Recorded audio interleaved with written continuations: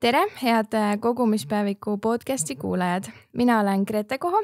Täna on mul külas Swedbanki finantskuritegude tõkestamise divisjoni juht Raul Vahtra. Tere tulemast! Tervist! Me räägime täna pettustest ja võib-olla natukene siia sissejuhatuseks statistikat ka, et Politsei- ja Piirivalveameti andmetel kaotasid inimesed mullu pettuste tõttu ligi 8 miljonit eurot ja tänavu on Eesti inimesed poole aasta jooksul siis petturitele kaotanud juba ligi 7,6 miljonit eurot. Et tundub, et me edestame eelmist aastat ja sellest enam 4,5 miljonit siis telefonipettuste tõttu. Et Raul, räägi alustuseks, millega sinu division tegeleb? Nagu nimigi ütleb, siis finantskuritegevuse tõkestamisega. Tegelikult siis see hõlmab kõike, nii rahapesu tõkestamist, terrorismi rahastamise tõkestamist, samuti siis rahvusvahelisi finantsaktsioone ja ühe osana ka pettusi. Ja mis sind selle valdkonna juures kõige rohkem köidab? Olen nüüdseks siis juba üle 30 aasta kuritegevusega võidelnud, et 26 aastat politseis ja nüüd siis juba läheb 6 aastas Swedbankas. Ma arvan, see mind kõidabki, et ma saan anda võib-olla midagi ühiskonnale enda poolt tagasi, aidata seda turvalisemaks muuta. Et politseis pigem siis läbi uurimise ja reageerimise, et leiab pätti üles ja kui kohus süüdi mõistab, saadata vanglasse. Aga pangas siis pigem läbi ennetuse, ehk siis me üritame teha maksimumi enda poolt, et selliseid finantskuritegusi meie panga kliendid, meie panga kaudu toime ei pandaks ja samuti, et ka meie panga kliendid satuks kuritegude ohvriks, et me anname vähemalt enda parima, et seda ära hoida. Räägime ka täna ennetustööst, aga võib-olla alustuseks pettused tänapäeval, et kui levinud üldse Eestis täna pettused on võrreldes muu maailmaga? Võrreldes muu maailmaga on täpselt samas kohas. Ehk ma ütleks niimoodi, et pettused on hetkel kuritegevuse vaates kõige aktuaalsem probleem Eestis kindlasti. Ja ma usun, et ka mujal maailmas see on väga kiiresti tõusvas trendis. Ma julgeks nimetada, tegemist on pettuste pandeemiaga. Ja kui me mõtleme ajaloos tagasi, siis kuidas on pettused ajas muutunud? Millised olid pettused algusaegadel ja millised on need täna tehnoloogia tõusuga? Kurjategija mõtleb kogu aeg välja uusi võimalusi, kuidas siis inimestelt raha välja petta. Ma arvan, et see pettused said alguse juba siis, kui inimesed tegelesid ilmselt koriluse ja jahindusega. Ehk siis, kui keegi soovis vahetada võib-olla siis marju nahkade vastu, siis ka kindlasti üritati kellegi nahku üle kõrva tõmmata. Et see on käinud inimkonnaga arenguga kaasas ja muutub kogu aeg. Nii et ma võin isegi öelda seda, et täna me tuvastame olukordi, kus petturid muudavad oma moodi operandit ehk siis seda toimimisviisi või pettuse skeemi 3 korda päevas. Ja millised on täna kõige levinumad pettuse vormid?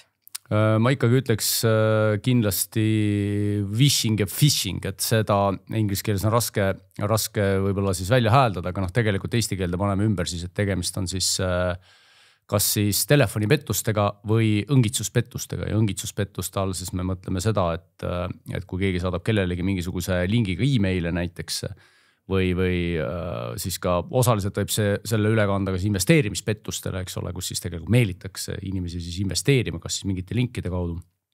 Aga jah, täna ma ütleks ikkagi, et siis telefonikõned, õngitsuspettused ja eraldi siis ka investeerimispettused, et investeerimispettustega seotud kahjud iseenesest kõige suuremad. Numbrid, võib-olla arvuliselt juhtumid ei ole kõige suuremad, aga kui seal juba inimesed kahju saavad, siis tavaliselt päris märkimisväärselt. Kas sul on näiteid tuua viimaste aegade pettustest, mida sa oled ise näinud, mille otsa kuidagi millele jälile saanud? Et mis need täna kõige aktuaalsemad on? Eile esinesid rahapesukonverentsil ühe ettekandega ja siis saalis oli 200 inimest. Küsisin, kes teist tõstke käsi, kes ei ole saanud petukõnet viimase aasta või 2 jooksul, mitte ühtegi kätt, üks käsi tõusis. Ehk siis 200 inimesest 1 ei ole kõnet saanud. Mina olen saanud 5 kõnet vähemalt petturitelt viimase 2 aasta jooksul. Ja lisaks on mind üritatud petta korduvalt näiteks siis marketplace'is, kui ma olen mingisugused oma asju soovinud seal müüa. Ja ma arvan, et ma ei suuda kokku lugeda neid e-maile, mis ma olen tegelikult saanud siis petturitelt. Ja praegu on siis levinumad skeemid need, et kõigepealt telefonipettustest helistatakse tavaliselt siis sooviga, öeldakse teile on vaja vahetada elektriarvestid. Helistatakse eesti keeles. see nüüd on see uus muutus, mis on toonud kaasa ka pettuste suurenemise laine Eestis, et kui sa just enne mainisid politsei statistikat, on ju, siis eestikeelsed kõned on üks põhjus selle taga.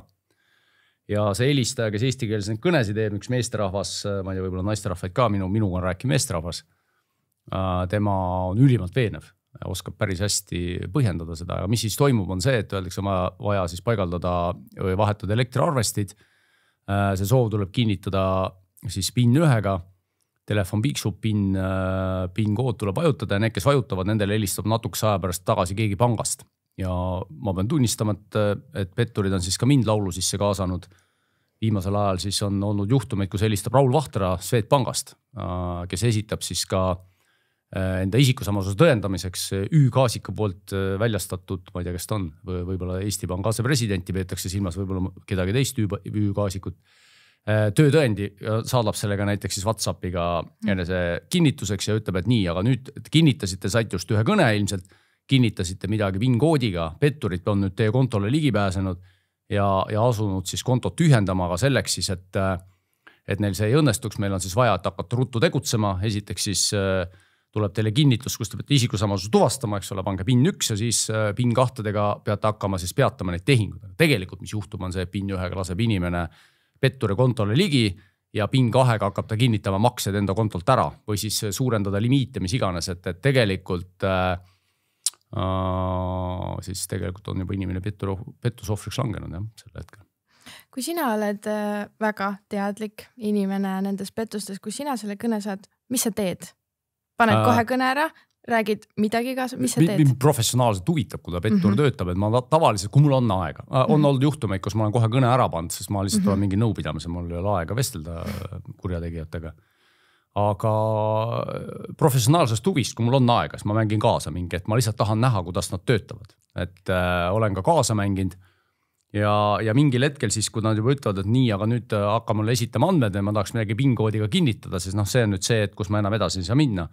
Ja siis ma tavaliselt annan neile teada, siis ma küsin vastu küsima, et kas sul peret on ja kas sa saad aru, mida sa teed, et sa lõpetad vanglas, et sa tegelikult ju petad inimesi ja üritad nende südametunnistuse mängida. Tavaliselt selle peal lõpetatakse kõne. Kas nad teavad, kellega nad räägivad? Ma arvan, et osadel juhtudel teavad, osadel ei tea, et on neid kõnesi, kus nad ilmselt kuskilt andmebaasist on numbrid saanud ja helistavad suvaliselt inimestele, fishivad nii-öelda, eks ole, kalastavad. Aga viimasel ajal, mida me näeme, mulle tundub, et on levimas see skeem, kus tegelikult petturid on ilmselt uurinud inimeste tausta. Ja eriti kõnetatakse siis praegu neid isikuid, kes on mingite ettevõtete juhatuse liikmed ja omanikud. Ja mis nende eesmärk on siis, et väidetavalt, kui ettevõte on edukas, eks ole, see inimene on ilmselt parakam. Ehk siis nad on hakanud nagu rohkem neid targetima, et saavad sellised täitsa nagu lugupeetud ärimehed saavad ettevõtete omanikud, juhatuse liikmed saavad kõnesid.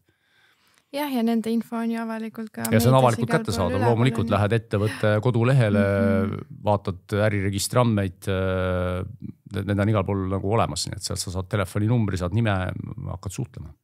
Mainisid, et suurenenud on eesti keelt kõnelevate petturite arv siis.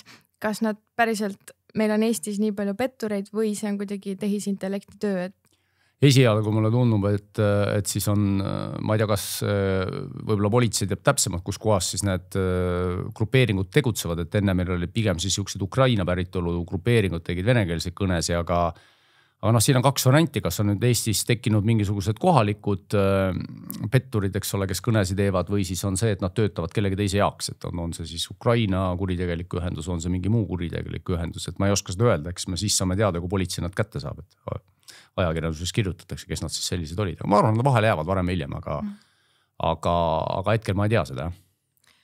Miks inimesed langevad pettuse lõksu? Petturid on hästi veenvad. Tegelikult, kui me vaatame need phishingu e-maile, mis saadetakse, siis viimasel ajal on hakanud levima need, et pank palub andmeid uuendada. See on nii professionaalselt tehtud, et isegi meie enda panga töötajad on öelnud, et vau, see näeb välja täpselt nagu Swedbanka link, nagu Coop Panga link. Et need levivad siis erinevate pankade nimede alt ja öeldakse, peate andmeid uuendama, palun klikka. Ilmselt AI aitab siin kaasa. Kui varem oli see, et sa pidid nagu, kui sa tahtsid mingit veebilehte näiteks kopeerida, kopeeriti kas Swedbanka lehti, teiste pankade lehti, siis sa pidid natukene jagama ka, eks ole, seda veebidisaini tehnoloogiat. Tänapäeval ma arvan, et see on tunduvalt lihtsam AI abiga, lihtsalt tehnoloogiliste vahendite abiga see leht tegelikult teha üks järgi. See on üks põhjus. AI abiga, nüüd suurte keelemudelite abiga on tekstid muutunud grammatiliselt korrektseks. Varem, mis petturid sagel ära andis, oli see, et see oli halva Google Translate'iga tehtud tõlge, mis ajas pigem naerma, eks ole, kui oli tõsiselt võetav.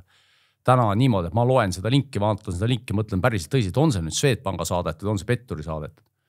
Ainuke võimalus on nüüd kuulajad pange tähele, et kui te saate selle nutitelefonile seal peale, näiteks Swedbank või Coop Pank või mis iganes pangakliendid te olete või on see Telia või on see mingisugune elektrit tootev ettevõte, vajutage näpuga korraks selle saatja nime peale, mis on e-maili päises ja vaadake, mis aadressi ta näitab. Kindlasti tehke seda, ärge enne vajutage mitte ühtegi nuppu, mitte ühtegi linki, kui te ei ole vajutanud korra selle saaja peale oma pöidlega ja vaadanud, kes on. Arvutis on see paremini nähtav, aga nutitelefonis ei ole. Ehk siis ta kuvab Swedbank, aga kui sa sinna vajutad, siis vaatad see hoopis mingi muu aadress. Ja kui ta on muu aadress kui pank.ee või telia.ee või mis iganes tele2.ee, siis ärge sinna klikake. Ja teine asi on siis telefoni kõned, eks ole. Ja kuidas petturid seal tegutsevad, on see, et nad panevad inimese ajalise surve alla. Nad mängivad emotsioonide peale, et nüüd on jama. Sa oled kohe oma rahast ilma, petturid on sul, eks ole, saanud kontole ligipääsu, lähedane on saanud viga, ühesõnaga mängivad mingisuguse hädaolukorra peale. Ja see viib inimesed rööpast välja, blokeerub kaine mõtlemine kriitiline ja kui nad teevad seda väga veenvalt, siis minnakse sellega kaasa. Minu soovitus, võtke aeg maha. Keegi helistab pangast, keegi see konto ligi ütled, okei, ma lõpetan selle kõne ära ja ma helistan panga ametlikul infotelefonil tagasi ja uurin, kas see on päriselt nii. Ja siis vaadake, kas see kõne katkestatakse või katkestate. Suure tõenäosusega katkestate. Ärge samal numbril tagasi helistage. Need numbrid on kõik spoofitud. Kui te helistate samal numbril tagasi, satute suvalise Eesti inimese peale, kes ei tea üldse, et tema numbrit kasutatakse. Sellel ei ole mingit mõtet. Et tegelikult on see, et helistage selle organisatsiooni ametlikule klienditoe telefonile ja uurige. Ärge sellise kõne peale mitte mingisuguseid asju PIN-koodidega kinnitada. Kui teil palutakse midagi PIN-koodiga kinnitada, see on 100% pettus. Kui teile helistatakse ja jõutakse PIN-koodidega kinnitamiseni, see on 100% pettus. Kui üldse sellest broadcastist midagi kaasa võtate, siis selle võiksite kaasa võtta kõik, kes siin kuulavad. Jah, ja väga hea analoog, et kui sinul on esmaabi vaja, et siis kiirabi enne, kui ta ühe verejooksu peatab, ta ütleb, tee seda, siis peatab teise verejooksu, nüüd tee seda, et kui tõesti midagi panga poolt, et su kaart on blokeeritud midagi, siis pank teeb ise juba need tähtsad toimingud ära sinu eest. Saad täitsa õige. Kui meie tuvastame, et kliendi kontol toimetavad petturid, me peatame automaatselt ise kõik maksed ja selle tegevuse selle kliendi kontol. Me ei pea selleks kliendilt luba küsima ja mitte ükski pank sellest luba ei küsi. Et seega ärge muretsege. Kui teil on kõne pangast, et teie kontol toimuvad praegu pettused, on vaja midagi kinnitada, siis see viitab pettusel. Nii et ärge muretsege, pank peatab ise kõik maksed, kui me oleme jaole saanud ja siis juba tegelikult suheldakse teiega ametlike kanaleid pidi ja siis aidatakse see probleem lahendada. Kas öeldakse, et pettused on meist justkui või petturid on meist alati sammu võrra ees? Meie tahame uskuda, et pank on meist sammu võrra ees. Loomulikult on petturid sammu võrra ees, et pettur hakkab hommiku või tegutsema või õhtu, mille ta tegutseb selle mõttega, okei, mis ma täna uut välja mõtlen, kuidas ma saaksin täna mingi uue skeemiga inimese ära konksutada. Meie pangas saame sellest uuest skeemist teada siis, eks ole, kui ta on juba paar inimest ära konksutanud. Siis me näeme, petturid kasutavad seda moodus operandit, meie istume maha ja hakkame mõtlema, okei, kuidas me sarnaseid kaasuseid nüüd oma süsteemides tuvastame, kuidas me oma kliente ka aidata saame, muudame enda käitumismustreid, enda monitooringu parameetreid, saame sellele jaole, eks ole, tõkestame pettused, tunni aja pärast pettur vaatab, okei, pank sai vist mu skeemile jaole ja tuleb uue skeemile. Nagu ma ütlesin alguses, nad võivad 3 korda päevas muuta oma tegutsemismeetodid, seega meie oleme alati sammu maas ja reageerime. Teisiti ei olegi see mõeldav.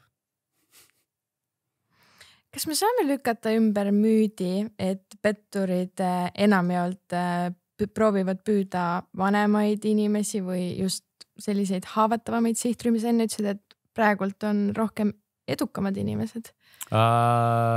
Nad üritavad püüda absoluutselt kõiki. Mingit vahet ei ole. Muidugi, kui sa saad ärimehe või isiku konksu otsa, kellel on kontol suurem summa rahast, on igal juhul lotovõit, vahet ei ole, kas ta on pensionär, on ta nooruk, kellele isa on andnud investeerimiseks 10 000 eurot, eks ole, või ema, või on see mingi ärimees, eks ole, tegelikult vahet ei ole, kõike rünnatakse. Et lihtsalt tõenäosus on see, et loomulikult, kui sa nii-öelda siis saad ligi kontole, mis kuulub edukamale või rohkem teenivale siis segmendile, siis lihtsalt võimalus on suurem, et sa saad sealt suurema kasu, aga neil ei ole vahet, nad ründavad absoluutselt kõik. Nii et ma ei ütleks täna, et või vene keel või eesti keel, vahet ei ole. Kõik läheb, nende jaoks on ühtemoodi väärtus. Telefonipettustest veel rääkides, et kas see vastab ka tõele, et täna näiteks, kui tulebki võõras kõne, et sinna alla ongi juba võimalik kuvada, et näiteks helistabki Swedbank, kuigi tegelikult see ei ole Swedbank? Spoofing, jah, see on siis see numbri muutmine ja see tõesti toimib niimoodi, nad kuvavadki sulle, et Swedbank helistab või Telia helistab või Enefit helistab, ükskõik jah, loomulikult või mingisugune Eesti Post, eks ole, või vabandust, nüüd on ta siis jah, Omnivat, et see ei ole mingi tehniliselt üldse probleem. Loomulikult nad kuvavad seda, aga ma räägin, et kui pärast samal numbri tagasi helistades satud suvalise inimese otsa, et tegelikult nad lihtsalt võtavad mingisuguse suvalise numbri ja panevad süsteemi näitama seda ja selle läbi nad tõstavad oma usaldusväärsust, eks ole. Et mida me näeme ilmselt tulevikus on see, et minu väike murekoht on mitte väike. Tegelikult kõige suurem murekoht on see, et AI arenguga luuakse uusi võimalusi. Me juba rääkisime sellest, et pead lihtsam on teha, eks ole, veebilehti järgi, usutavamaid kirjatekste koostada, eks ole. Aga tulevikus ma näen ikkagi või pigem juba lähitulevikus kõige suuremat ohtu deepfake'is. Ehk siis juba päriselt täna ei esitata mitte sellist natukene naljakat Raul Vahtra töötõendit. Vaid võibki olla nii, et Raul Vahtra konkreetselt helistabki Swedbanka taustal minu näo ja minu häälega. Ma annan siin praegu intervjuud, minu hääle näidis on võimalik võtta peale seda sama intervjuud, kui mind salvestatakse siin praegu ka minu nägu, panna see deepfake ja edaspidi need kõned tulevad minu alt, mis võivad välja päris usutavad. Ja ongi usutavad. Ja see saab olema, ma arvan, väga suur probleem ühiskondadel üle maailma. Enne kui see asi paremaks läheb see asi veel palju hullemaks. Ehk siis minu sõnum on kõigile, kui ma juba ennetussõnumeid ära öelda, ärge uskuge, mida te loete, ärge uskuge, mida te näete, mõelge loogiliselt ja mõelge kriitiliselt. Ja alati võtta pigem see hetk, et sa helistad täpselt, võtta tagasi. Aeg maha. Võtta aeg maha, kiiret ei ole. Kui keegi ütleb, et nüüd kohe on vaja reageerida, ei ole. Ma mõtlen seda, et kui me täna meie sõnumid on ikkagi see, et petturid kiirustavad tagant, neil on alati kiire. Kas petturid ei hakka juba mõtlema selle peale, et äkki mul on vaja luua pikem usalduslik suhe ja seejärel teda petta? Seda tehakse ka, et teatud pettuste liikide puhul näiteks on armupettused. Nad siis püüavad tegelikult neid inimesi, kes on kas mingi läheduse kaotanud, ongi sellises tundlikus eas, eks ole. Ja tavaliselt see ongi, ma olen mingi sõdur kuskil välismaalt või ma olen mingi ekspert, töötan välisriigis, eks ole, ma olen edukas, saadetakse ennast ilus pilt ja see on see, kus deepfake'i palju kasutatakse. Need on pikaajalised, see võib kesta mitu kuud. Võidetakse siis selle inimese süda, enne tehakse korralik eeltöö, näiteks vaadatakse, et keegi on kaotanud kellegi lähedase. Kus see info saadakse on see, et inimesed panevad hästi palju infot sotsiaalmeediasse. Et see on võib-olla üks asi, kui ma jälle julgen nagu inimestele midagi soovitada või kedagi üles kutsuda, ärge pange oma isiklikke asju nii palju võib-olla sotsiaalmeedias kaaluga, kas see on miks on vaja enda nagu elu demonstreerida kõigil üle maailma. Petturid loevad seda täpselt sama suure huviga ja kasutavad seda ära. Ja sellise petuskeemi puhul siis hakataksegi suhet üles ehitamise või võtta mitu kuud ja see ühel peal ütleb, ma tahaks sulle külla tulla, mis iganes, ma jäin haigeks, ma olen näed siin, saadetakse endast pilt, eks ole. Üks klient armus ju Brad Pitti ära, kes oli haiglavoodis, ütles, et tal on vähke, tal on nüüd mingisugune probleem maksetega, kas sa saab mulle raha anda, inimene kandis talle mitukümmend 1000 eurot Brad Pittile, kes oli haiglavoodis, vajas abi.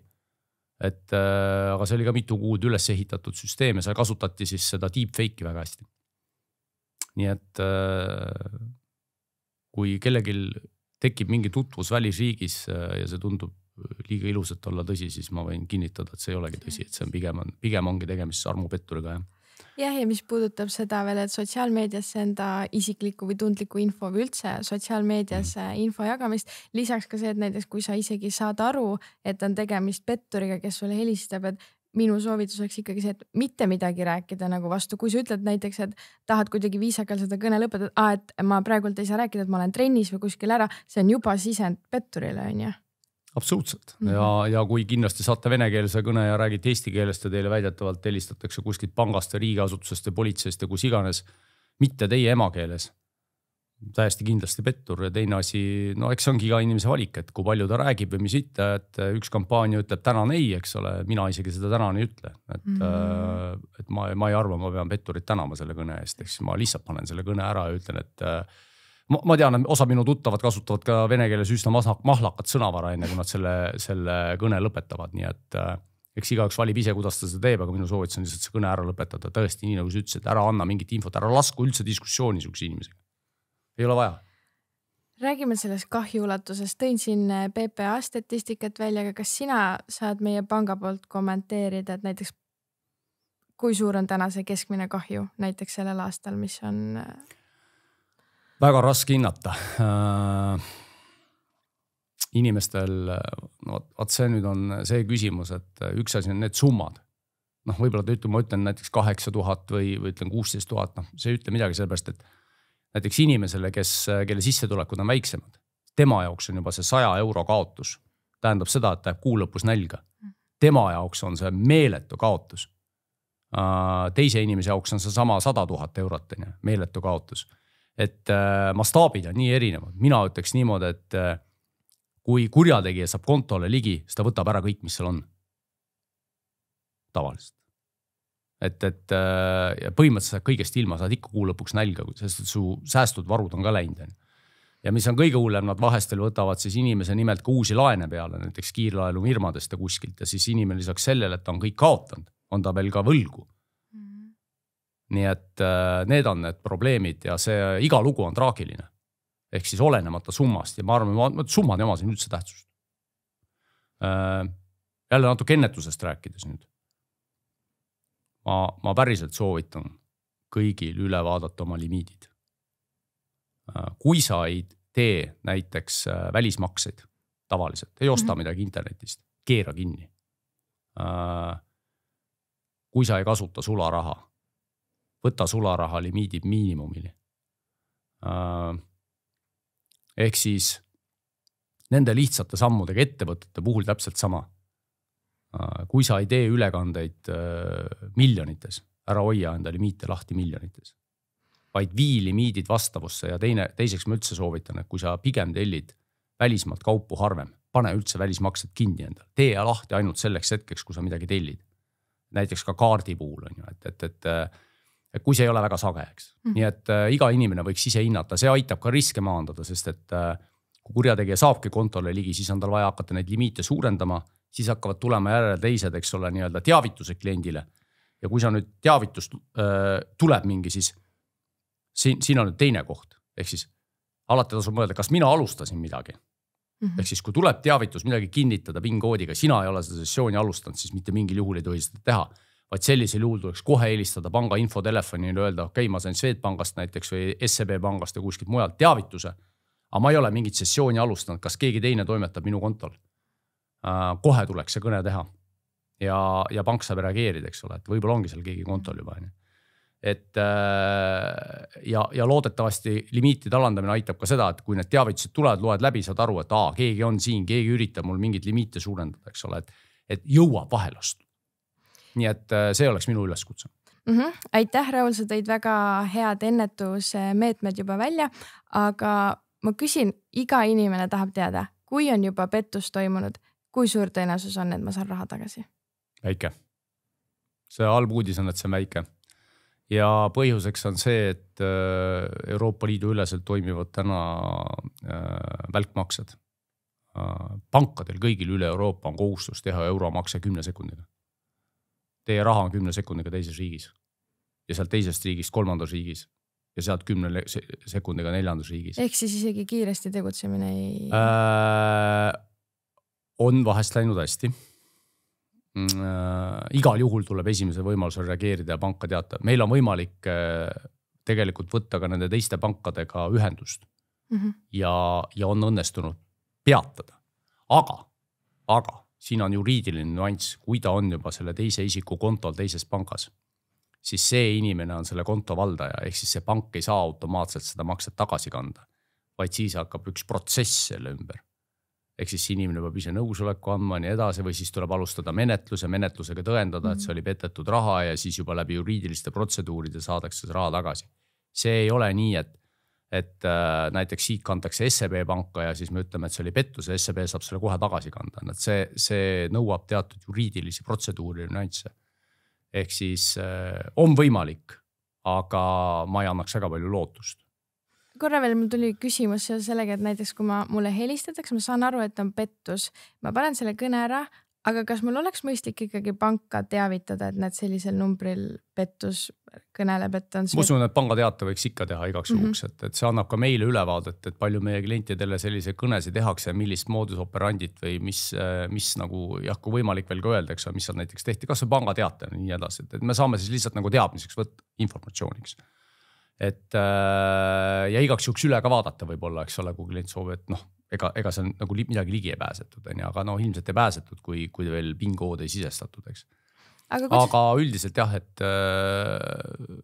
see on ikkagi nagu pettuse katse oma olemuselt, eks ole, aga selliseid kõnes on muidugi hästi palju.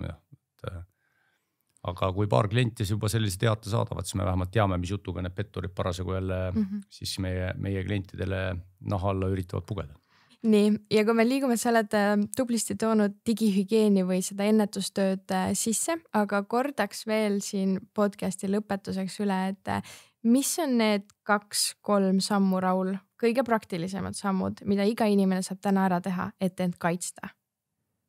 Esiteks, mõelda ja vaadata üle, millised andmed on sinu kohta ja sinu pereliikmete lähedaste kohta saadaval. Internetis, Facebookis, kes sinna ligi pääseb, kas profiil on avalik või ei ole, sest et see on see, kust andmeid kuud. Teiseks, vaadata üle oma limiidid, välismakse lubadused oma panga siis kontole ja nii edasi. Ehk siis viia need vastavusse tegelike käitumisharjumustega. See aitab kaitsta väga hästi. Kolmandaks, rääkida pereliikmetega nendest pettuse riskidest ja eriti siis võib-olla ka vanemaealiste pereliikmetega ja noorematega. Ma soovitaks isegi kokku leppida võib-olla sellise peresisese salasõna ja see siis eelkõige oleks sellise, kui hakkavad levima veel rohkem sellise deepfake pettused ja helistab keegi, et ai, mul juhtus õnnetus ja nüüd palun aita mind, eks ole, ja suhteliselt nagu oma lapse või ema või sugulase häälega. Et siis on olemas ka selline kontrollküsimus, mida sa küsid, millele sa teab vastust ainult pereliige. Seda ma soovitan muuseas teha ka ettevõtetel, et kas siis vaadata üle oma protsessid, et näiteks kas raamatupidaja, mis summas saab ülekandet teha või kes üldse kinnitab mingid ülekanded või siis see on nii-öelda juhi pettuste vältimiseks, eks ole, et kui siis nagu juht helistab ja annab raamatupidajale mingi korralduse või kirjutab, et siis tegelikult teil on organisatsioonis kokku lepitud, et mis kanaleid kasutatakse ja kuidas näiteks see raamatupidaja saab kinnitada, see on päriselt juht. Et väga soojalt soovitan need protsessid läbi mõelda, kas mingit salasõna kasutada või midagi, sest et need pettused on väga levinud ja see on kuldne target, siis siuksed ettevõtted on petturite jaoks, nad üritavad väga. Ja viimane soovitus, kui teile keegi helistab, kui te saate mingi e-maili, võtta aeg maha. E-maili saades pane näpp sinna aadressi reale, kes sulle selle saatis, vaata, mis on see aadress, kas see on päris asi või ei ole. Kui on kahtlane, helista sellesse organisatsiooni üle või saada ametlik teade sinna ja küsi, kas te saatsite sellise kirja. Sama telefonikõne puhul. Kui helistab, tundub natuke kahtlane, lõpeta kõne, helista sinna sama organisatsiooni ametlikul telefoninumbril tagasi ja uuri. Ja investeerimispettuste vaates. Kõik, mis tundub liiga hea, et olla tõsi, on pettus. Ärge uskuge lubadusi, tehke põhjalik taustakontroll enne, kui te kuhugi otsustate midagi investeerida. Ja sama asi, väga levinud on interneti nii-öelda siis kaupluste pettus. Ehk siis ma arvan, meid kõik on võib-olla üritatud petta, et kanda mingit raha üle. Kui sa kannad kuhugi raha üle, et näiteks soovid osta midagi, mis iganes. Vaadake, kas see on päris. Ma oleks ise ükskord peaaegu petta saanud musta reede pakkumisega. Täpselt nagu originaalleht. Üks ühele aadressi real oli ainult üks erisus. Punkti asemel oli sidekriips. Ja hind oli liiga hea, et olla tõsi. Ja see oli see, mis mul tundus hind on tõsi, vaatasin, aga leht tundub nagu õige. Vaatasin veel kord hästi tähelepanelikult aadressi rida. Ja seal oli punkti asemel või kriipsu asemel oli punkti asemel kriips, ma ei mäleta, aga ühesõnaga väike muudatus. Ja ma ei kujuta ette, palju nad tegelikult võisid sellega välja petta. Nii et olge tähelepanelikud, olge kriitilised, võtke aeg maha, mõelge, uurige, ärge rabistage. Ja mulle tundub, et investeerimispettustel ise isiklikud näited meil kogumispäeviku grupist, et kui juba oled selle investeerimispettuse ohvriks langenud, siis helistab sulle, ma ei tea, petturi keegi, kellega ta koostööd teeb ja ütleb, et näed, sa langesid pettuse ohvriks, ma tulen, aitan sind sellest välja ja inimesed on isegi haavatavad juba ja nad maksavad veel ja see pettus on mitmeastmeline. Esimene asi, sa saad petta, siis sa saad aru, et sa saad petta, siis tuleb sinu päästja kuskilt. Oi, et siin see oli pettus, meil on veel klienti, kes said petta, me paneme nõuded kokku, me aitame sind, väike advokaaditasu vaja maksta. Ja siis tuleb veel kolmas ring ka. Et need on mitmeastmelised ja tegelikult inimesed tehakse täitsa paljaks. Ühesõnaga, kui sa saad investeerimispettusega vastu pükse, siis tegelikult ei ole midagi teha, siis tuleb peeglisse vaadata ja tõdeda, et raha on läinud. Ja kui keegi pakub välja, et ta tuleb sind päästma, siis ka see on pettus. Nii et siis tuleb lihtsalt kaotusega leppida, sorry. Politseis avaldus teha ja ei ole vaja neid päästjaid uskuda. Just.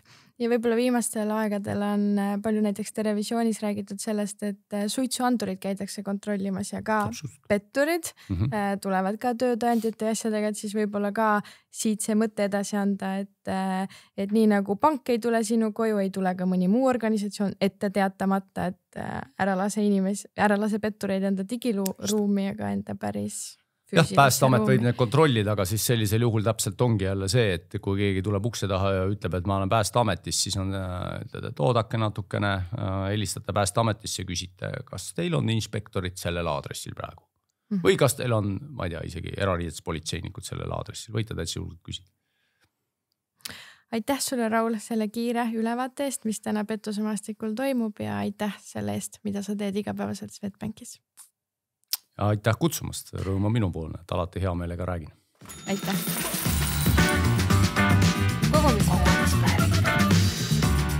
Kogumispäev.